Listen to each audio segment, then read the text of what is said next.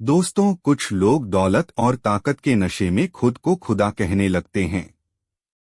इसके अलावा कुछ पागल लोग ऐसे भी हैं जो अपने आप को नबी बताने की झूठी दावत देते हैं। वीडियो देखने से पहले कमेंट बॉक्स में एक बार नौजुबिल्लाह लिख दीजिए, और अगर आप अल्लाह से मोहब्बत करते हैं तो सुभान अल्लाह लिखिए। आज के इस वीडियो में हम ऐसे कुछ लोगों को दिखाने वाले हैं जो असल में इंसान नहीं बल्कि भटके हुए बकरों की तरह हैं। सबसे पहले आते हैं होसी लुइस। यह शख्स ईसाई मजहब से ताल्लुक रखता था। 1973 में उसने दावा किया कि वही दज्जाल है और अपने जिस्म पर 666 का टैटू बनाया। उसने अपने फॉलोअर्स से भी यही करने को कहा और बताया कि यही दज्जाल का नंबर है, नौजुबिल्ला। उसने ग्रोइंग एंड ग्रेस नाम का एक चर्च बनाया जहां लोग उसकी इबादत करने लगे। 1998 में उसने यह झूठा दावा भी कर दिया कि वह हजरत मोहम्मद का दूसरा रूप है। उसने लोगों से कहा कि न जहन्नुम है और न गुनाह का कोई अस्तित्व, यहाँ तक कि नमाज पढ़ने की भी कोई जरूरत नहीं है। हमेशा मीडिया के सामने आकर खुद को खुदा कहता रहा और दावा करता रहा कि उसकी कभी मौत नहीं होगी। इस तरह उसका धंधा चलता रहा, लेकिन अल्लाह ताला जालिम को कभी छोड़ता नहीं। अल्लाह ने उसे ऐसी बीमारी में मुब्तला किया जिसका इलाज दुनिया में कहीं नहीं था। वह धीरे धीरे तड़प कर मरा और जहन्नुम का ईंधन बन गया।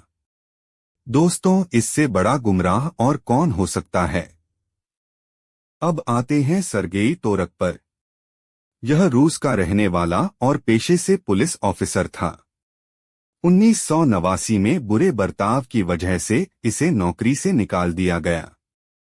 इसके बाद उसने लंबा बाल बढ़ाया, सफेद कपड़े पहने और लोगों के सामने आने लगा।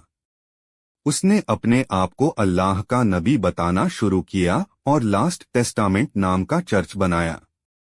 देखते देखते उसके 4000 से ज्यादा फॉलोअर्स बन गए। उसने दावा किया कि उसे अल्लाह से वही मिलती है और वही नबी है। यहाँ तक कि उसने पूरी दुनिया का कैलेंडर बदलने की कोशिश की।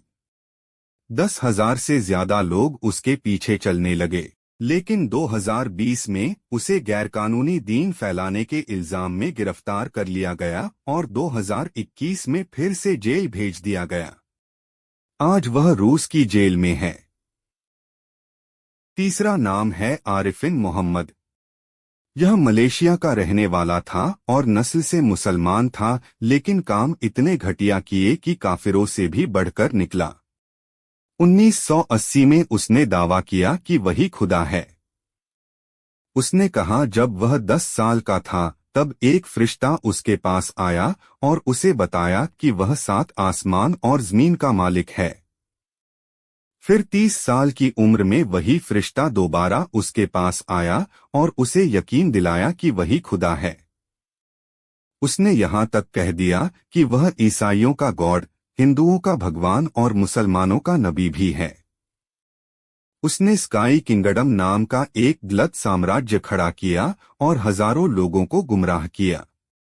2005 में मलेशिया की हुकूमत ने उसे गलत जानकारी फैलाने के इल्जाम में गिरफ्तार कर लिया।